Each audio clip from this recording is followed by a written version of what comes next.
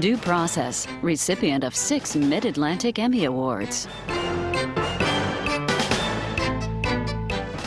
When you had victories such as the significant victory of the Brown decision, it was important for us. Black people over there are beginning to make it. Maybe black people here in South Africa are also going to be able to make it. It really was a ruling heard around the world. Of officially sanctioned division by race, the U.S. Supreme Court had at last said separate, at least in schools, would be illegal. The why and how and who of Brown v. Board, and how we've fared in the 50 years since. Up next on this special edition of Due Process. Major funding for Due Process is made possible by the New Jersey State Bar Foundation, committed to educating the public about the law. Additional funding is provided by Lawyer's Diary and Manual.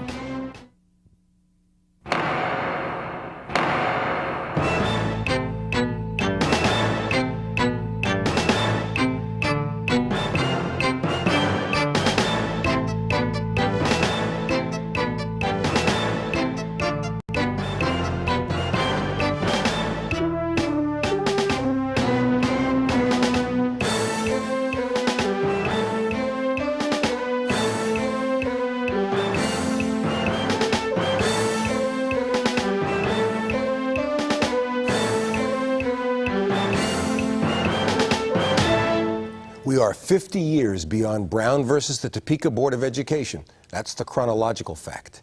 How close we've come to the promise of Brown? Well, that's just not so clear. On our docket for this special edition of Due Process, the case of the century, a half-century later. I'm Raymond Brown.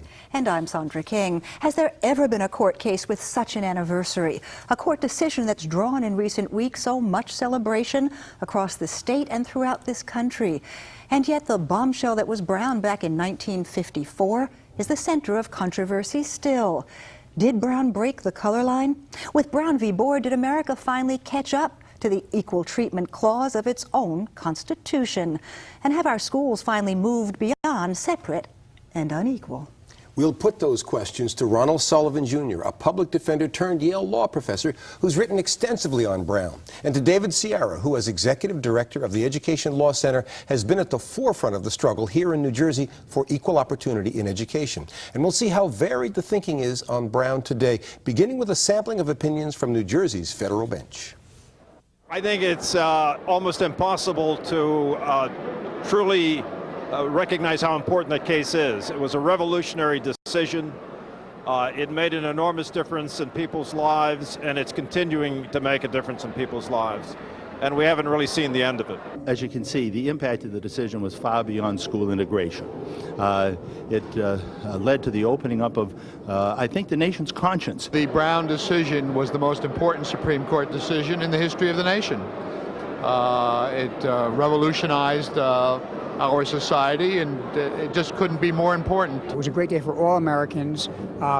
It was a big step forward on a very important journey. We're not there yet, but we can all take a lot of pride, I think, in how far we have come. Brown decision not only gave a group of Americans a long overdue opportunity, but Justice Marshall, I think, is an example for any lawyer or judge in the federal system. And basically, that was the blow that stopped the backsliding and restored the hope of the Emancipation Proclamation and of everything that happened in 1865.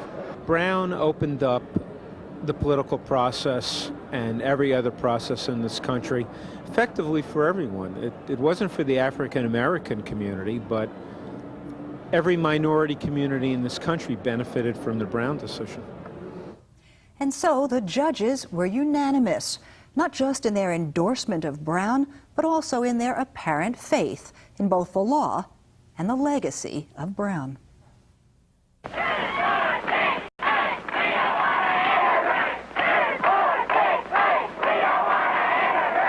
But contrast the judge's optimistic view of how far we've come since these ugly scenes with some of what we heard when the Historical Society of the Federal Bench, in partnership with Attorney General Peter Harvey, brought some civil rights giants together for some straight and bitter talk.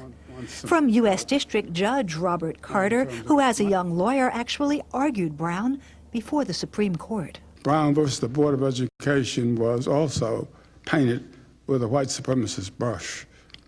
It is the first and only case I know of in the Supreme Court where the Supreme Court has declared that one has a constitutional right and has not granted it immediately. The first time it has ever done this. This all deliberate speed business was the first time the Supreme Court has denied any plaintiff his constitutional rights, right from being vindicated immediately.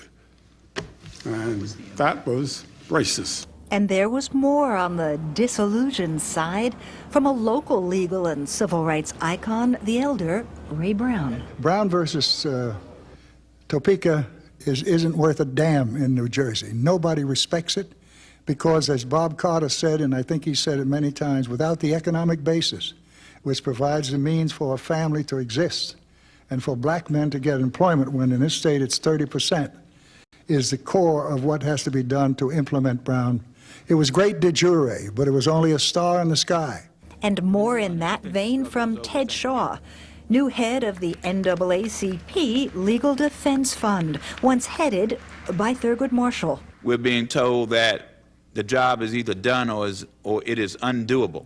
And if we're really honest, discrimination did not stop on May 17, 1954, nor did segregation. Brown broke the back of American apartheid, but it did not end segregation and discrimination. And with that, we turn to Ron Sullivan. Ron, are you surprised that without seriously trying to orchestrate it, we had two very dramatically different views of Brown from folks talking in celebrations and commemorations that have taken place in the last couple of weeks? No, not surprised at all. Brown means different things to different people. And Brown, I've described it as an ironic case because there are several aspects of Brown.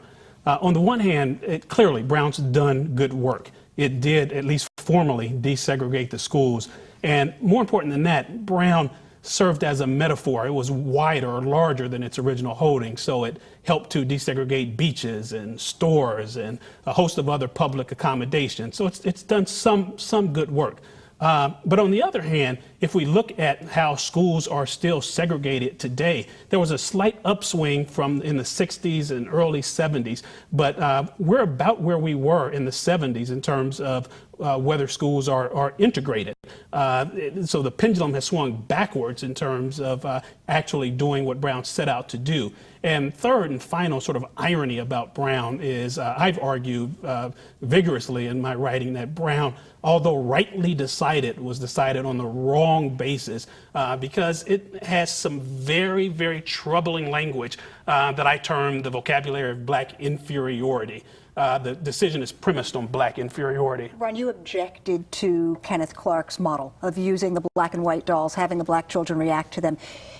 And yet, why is that a problem for you? It wasn't about black inferiority, but rather whether black children, who in fact knew that they were considered inferior and therefore being kept out of white schools, had integrated some of that into their own thinking. Why is that so difficult for you? Well, I didn't object to his study per se. I objected to his conclusions. And even he admitted subsequent that he could not separate what happened with the doll study from the wider society.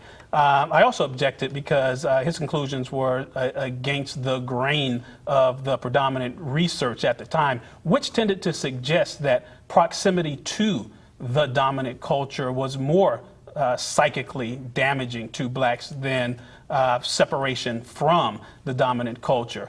So I thought it was methodologically flawed, and I think he reached the absolute wrong conclusions with this study.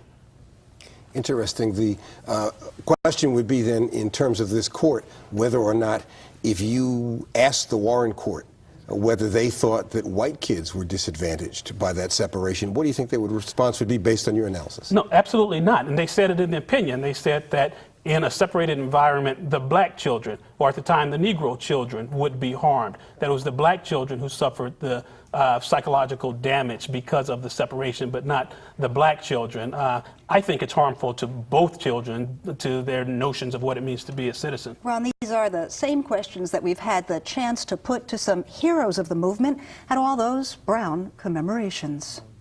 White people said they shouldn't be busing. They were happy to be bused if they were the only ones being bused. We met Jack Greenberg, who worked the Brown case with Carter and Marshall at Rutgers Law School, and we asked, what does he make of the iconic stature Brown now holds? It's just Holy Writ. It has reached that stature. That's right. It's like to say you're against Brown is to say you refuse to read the Bible. And yet it's more honored in the breach so often than in the practice. Well, I don't know what's more honored in the breach, but it's breached a lot. So what's the proper way to mark this 50th anniversary? By saying, oh, what a wonderful landmark, or by saying how far we haven't come? Well, you have to say how far we haven't come, but there are a lot of things that can be done. And one of the things I propose is do something about breach the city suburb wall. Lots of suburbs can admit city kids conveniently and do a great deal for their education and a great deal for the country. And at the Thurgood Marshall Scholarship Fund, we talked Brown with Greenberg's successor at LDF, Elaine Jones. We're a democracy. What are we going to be if our kids 20, 30, 40 years now can't function as literate, informed citizens? You know, that affects all of us, not just my child, but my neighbor's child or the child over in the next state. So our work is cut out for us. Brown started us, but we have unfinished business. And who better to ask about unfinished business than our friend David Chiara in Newark, who's joining us for this conversation. David, here in New Jersey, we've tried to at least take a look at equalizing the money. Some other states have tried to do that, but still there are differences in terms of the performances of black kids on tests and in terms of subsequent after-school activities, and still a segregated school system. Why is that, and where are we going? Well, I think Professor Sullivan said it correctly. New Jersey, the experience in 1950 and through the 60s and 70s is exactly the same. We had a de facto segregated public school system back then, and we still have it today. Things haven't changed one bit. When you look at the enrollment in New Jersey's public schools, most low-income and poor and children of color attend schools in our urban districts, segregated from more affluent white districts in our suburbs, so that the segregation in our public schools continues on unabated de facto since the 50s. And that's somewhat ironic about that is that in our 1947 Constitution in New Jersey, we actually expressly prohibited segregation, not just discrimination based on race, but segregation in our public schools and our military. We're one of only 2 states in the nation in which the prohibition against segregation in public schools is actually written into our Constitution, but we've done nothing about it. But David, the answer to that so often is, well, that's residential segregation, and that has to do with money. What can we do about it? But we heard Jack Greenberg say there's something we could do about it. Why do we have to have those lines so respected from city to suburb? We could integrate the schools, and we could bring everybody's performance up. Is that a hopeless solution, hopelessly idealistic? Well, Sandy, you know, it's interesting. Our courts have said in interpreting our laws that the commissioner has affirmative responsibility to eliminate boundary lines between cities and suburbs for racial balance purposes. And in fact, that was used once in our history. When the Morristown Regional School District was created for racial balance purposes, eliminating the Morristown district and its surrounding district, it created a much more racially balanced school district, which is still racially balanced today. But the irony of that is that the commissioner who ordered that was promptly fired, and subsequent commissioners to this day have never exercised the powers to help move children around across school district boundaries in order to improve academic achievement. David, one claim made for Brown is that it escalated the pace of the entire civil rights movement, from the Selma bus boycott to the March on Washington and beyond.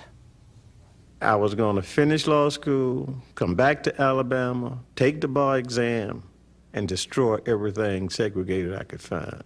Fred Gray, up from Alabama, was lawyer for Rosa Parks and for Martin Luther King.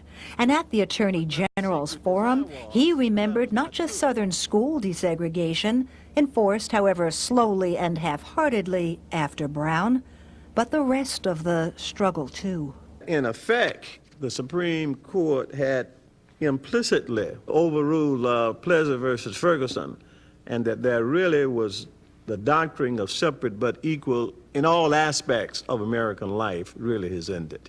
And that really is the real important part, and it gave impetus to the rise of the civil rights movement, because we felt that we had something that we could hang our hats on. Recognize the achievement 50 years later, but we shouldn't think that our problem is solved. That's part of what we have learned today.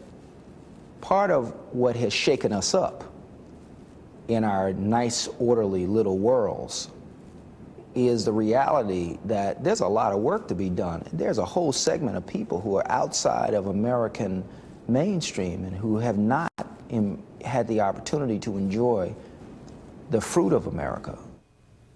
Does Fred Gray's claim that the Brown decision was crucial to the civil rights movement ring true for you? Oh, absolutely, and that was actually what I led with. That was the good work that Brown did. It served as a metaphor for a broader principle of equality that inspired the civil rights movement in a host of public accommodation areas. And without Brown? Without Brown, we would probably be a worse America right now. We would be a much better America with Brown decided on a better basis than black children having feelings of inferiority, though. David, let me bring us back to New Jersey. Underlying much of the discussion about Brown is the assumption that integration is an advance, a good thing in terms of educational outcomes. In New Jersey and in other states, there's been a movement recently towards quality education, which means equalizing resources. Do you think that most people involved in this struggle now believe that integration is an essential to improving educational outcomes, or maybe it's been abandoned? Well, I think that the debate in New Jersey has really been abandoned about how do we move kids around and deconcentrate, at least on socioeconomic lines, and that sometimes is often a surrogate for race, but how do we deconcentrate the poverty in our urban schools for purposes of stimulating academic achievement? We've given up that. What we have done in New Jersey goes back to the Abbott decisions. We've done a terrific job among states in the nation in terms of saying that at the very least, if we're going to have a public school system like ours, which is so intensely segregated along both race and poverty lines, at the very least our state can do is equalize the level of resources that are made available to children in our high poverty, low wealth urban school districts. But is that just vis-a-vis children in our more affluent But David, does that amount to making the best of a bad situation, or do you believe that equality of educational opportunity can be accomplished without worrying too much about integration? I don't think it's one or the other. I think we have to begin to have a conversation about both. We have had, by virtue of the Supreme Court's Abbott decisions, a vigorous movement towards giving children in high poverty, high minority schools a fair shot at a quality education. I think the time has come now, with the anniversary of Brown, to begin having a conversation of what else can we do in the way of integrating schools, both on socioeconomic lines and racial lines, as a tool in the strategy of improving education for minority students and low-income students in our state. Ron, you're nodding your head. Integration as a goal abandoned nationally, do you think? No, I agree with my colleague. We need to get out of the either-or thinking and think more in terms of both and. We do need to pursue equality of resources where there is separate education, but there is value to integrated settings as well. But what we learned from Brown is that integration in and of itself is not a talisman for academic achievement. It's got to be more. The problem is both structural and behavioral. Ron, we've talked a little about the international context for Brown v. Board. Without the Second World War, without the Cold War, there really may not have been a Brown decision, at least not in 1954. But there was an international reaction as well. So that individuals from around the world can continue your legacy of peace and understanding. It has been our privilege to have you with us here today. And when the Prudential Foundation held its commemoration of Brown from the stage of NJPAC, I got the chance to ask Archbishop Desmond Tutu if Brown had reverberated in apartheid-era South Africa. It provided us with a great deal of inspiration. I mean, when you saw what black people were accomplishing here, and so when you had victories such as the significant victory of the Brown decision, it was important for us.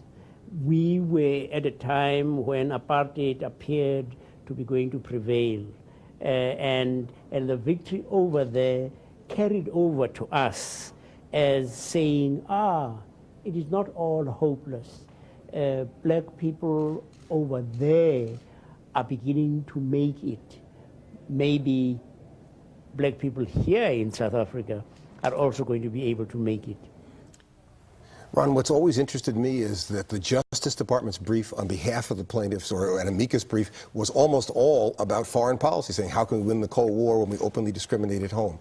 How much do you think the court was influenced by that importance of the Cold War struggle, and how much by the continued injustice at home? Yeah, I think a tremendous amount. My old professor, Professor Derek Bell at NYU, argues that there was a convergence of interests, that the interests of the country had just happened to converge with the interests of black people around Brown, and for the reasons that you suggested, that the country could not expound these grand notions of equality, human dignity, and God-given rights to freedom and so forth, and at home just plainly discriminate against a group of its own citizens. I think that played a lot into the decision of the court.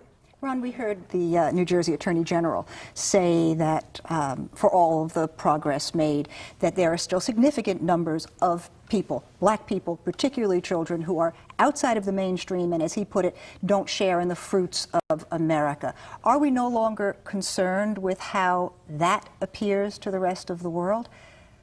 Doesn't appear to be. He's absolutely right. I mean, there are children, particularly in the early years, who are grotesquely undereducated, and it's no wonder that those same children have trouble in junior high school, have trouble in high school, and many, if not most of them, don't go on to college. But the nation has to rededicate itself to the notion that we cannot treat our fellow citizens like this. We have to provide them a basic education that will allow them to make their way in the world and take part and get a piece of this American dream.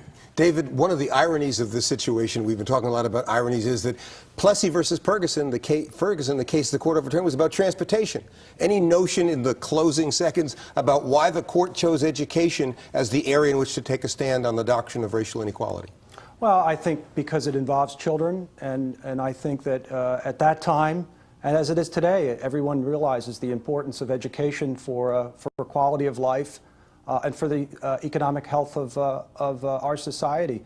I think the time has also come to revisit the Rodriguez decision, which declared that education is not a fundamental right under the United States Constitution, and start to examine that and in an international context, start to show the world that what we're committed to in all of our states, eliminating the tremendous educational disparities that exist between minority children in low-income communities and the education that's afforded more affluent children. David, it's an outrage that we need to take on. Here in New Jersey, you've been fighting that fight for a long time. In our closing moments, how optimistic are you that we're going to make progress in the next 10 years? Well, I think we've made a tremendous amount of progress in New Jersey in terms of giving urban minority students the resources that they need.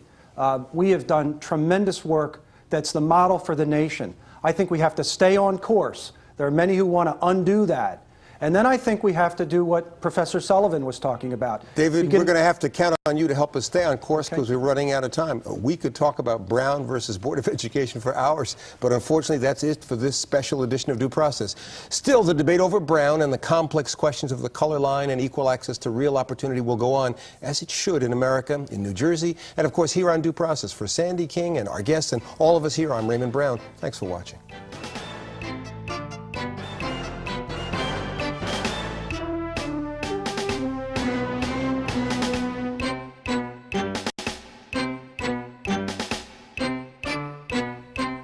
Well, it opened the door to equality in America. Before Brown, we had a constitution that declared equal protection under law, but it was not being enforced.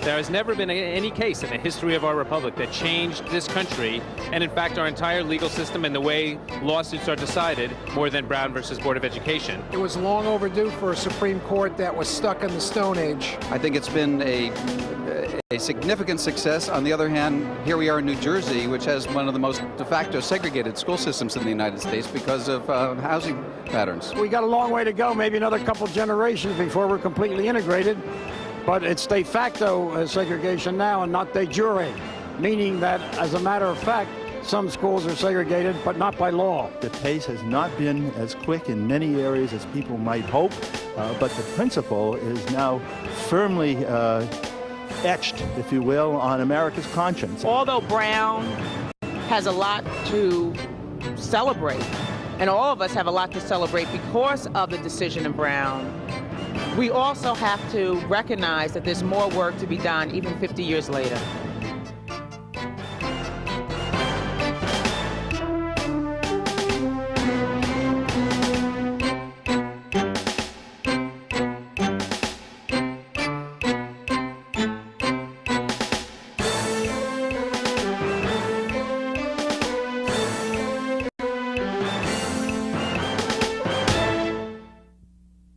Major funding for Due Process was made possible by the New Jersey State Bar Foundation, committed to educating the public about the law. Additional funding was provided by Lawyer's Diary and Manual,